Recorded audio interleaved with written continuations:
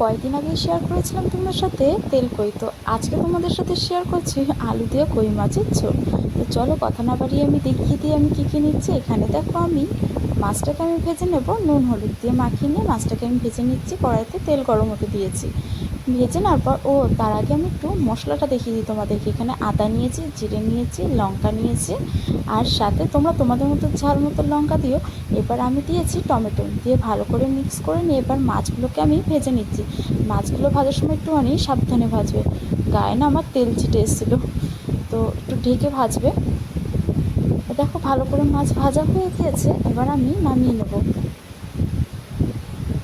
আর তোমরা যদি আমাকে ফেসবুক থেকে দেখে থাকো ভিডিও, তাহলে অবশ্যই ফলো করে দিও, আর যদি ইউটিউব থেকে দেখে থাকো তাহলে সাবস্ক্রাইব করে দিও। এবার দেখো কড়াইতে ওই তেলেই আমি জিরে ফোড়ন দিয়ে দিয়েছি, জিরে ফোড়ন দিয়ে তেজপাতা দিয়েছি। এবার দিয়ে দিয়েছি আলুটাকে আমি ভালো করে ভেজে নিয়ে এর মধ্যে অ্যাড করব একটু হলুদ গুঁড়ো, লবণ, আর সাথে একটু হালকা কালারের জন্য লাল লঙ্কার গুঁড়ো, আর মশলাটা দিয়ে দিয়েছি। এবার আমি ভালো করে কষিয়ে নেব।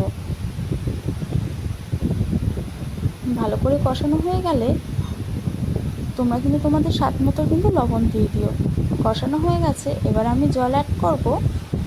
এটা রান্না করতে কিছুই না, আর খেতেও কিন্তু অসাধারণ। তোমরা কিন্তু ভাত নিমিশেই শেষ হয়ে যাবে এই মাছের ঝোল রান্না করলে।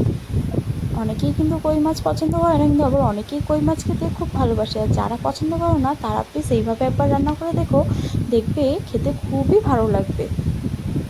তো দেখো এখানে আমার মাছের ঝোল ফুটে এসছে, এবার আমি মাছগুলোকে নামিয়ে নেব। দেখেছো কত সুন্দর হয়েছে রান্নাটা, আর খেতেও কিন্তু অসাধারণ হয়েছে।